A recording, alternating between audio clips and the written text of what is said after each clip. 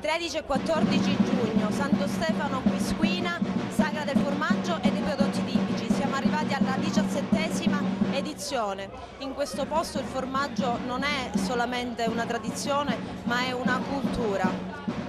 In tanti sono venuti qui in occasione di questa sagra, segno che ormai Santo Stefano è apprezzata e conosciuta non solo in tutta la provincia di Agrigento, ma anche in tutta la Sicilia per i suoi prodotti tipici.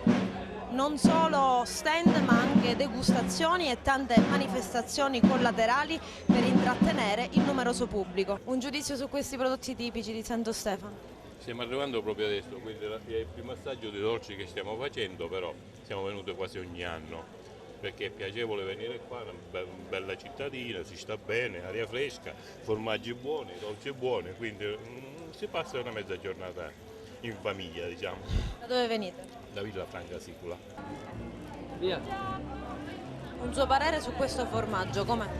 Fenomenale, proprio divino, genuino e buonissimo.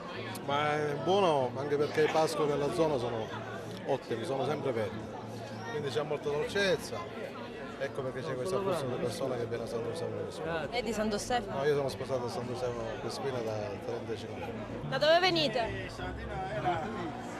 Palermo, Che ne pensa di questi formaggi? ottimi. Abbiamo talmente formaggi che secondo me se non venivo io qua la sagra non era completa, l'annullavano forse. Un bilancio positivo, la gente è contenta, è venuta da tutta la Sicilia. Qual è il segreto di questa sagra? Io devo dire che con grande orgoglio che per il primo anno l'amministrazione comunale di Santo Stefano Quisquina ha avuto l'apporto e il supporto di tutte le aziende presenti sul territorio, dico tutte le aziende zootecniche, tutte le attività produttive che hanno fatto degli stand di alta qualità e quindi non è stato un caso che abbiamo vinto il miglior pecorino DOP della Sicilia nel 2015, significa che veramente nel nostro prodotto c'è qualità e c'è eccellenza.